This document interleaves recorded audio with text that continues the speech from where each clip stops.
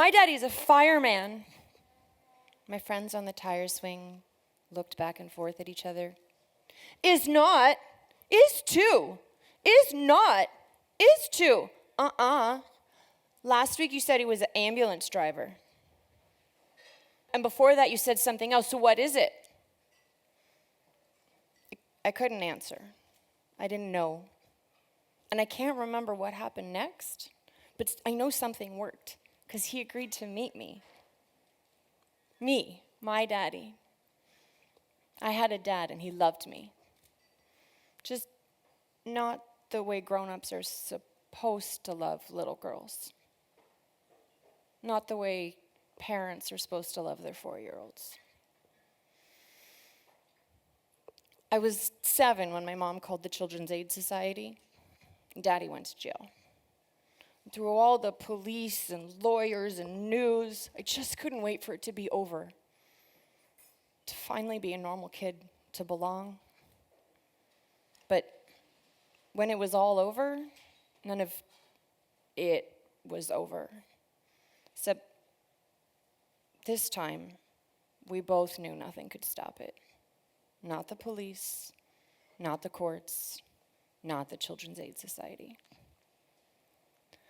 I was alone in the hands of a pedophile again, because the systems meant to protect bent to his will rather than my need for safety. So I sat tight. From grade 4 to grade 8, I pretended to be safer than I was. I thought maybe if I could just get the story right, I could finally be a normal kid. But reality didn't bend to my picket fence fantasies, and the abuse got worse and worse. Till suicide felt like the only way to make it stop.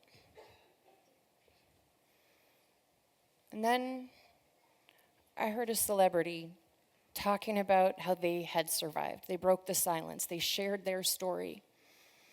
And for the first time, I got the idea that maybe I could grow up. Maybe I could have a life. And I chose it. I chose life. I told my mom.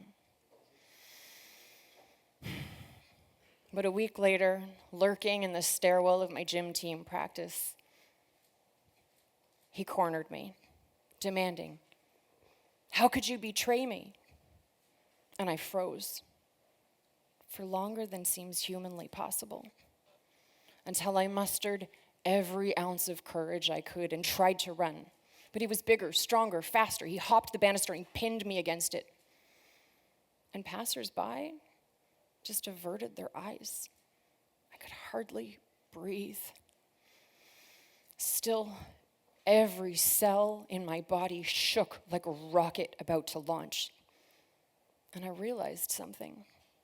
He loved an audience, but he hated witnesses.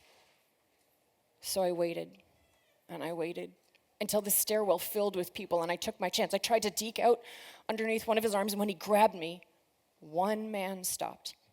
"Hey, buddy, isn't there a better way to handle this?"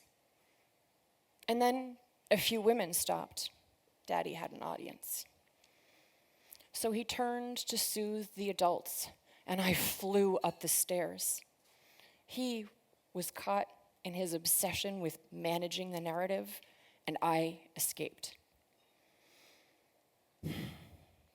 That day, I wasn't just up against my father. I was up against all the systems that had failed me. To escape, I had to be stronger than the architecture of power that protects abusers. I was barely 13. See, the system teaches us to turn away from pain, to suffer in silence. But what we ignore doesn't disappear, it festers, erupting in our bodies, our relationships, and the harms we normalize.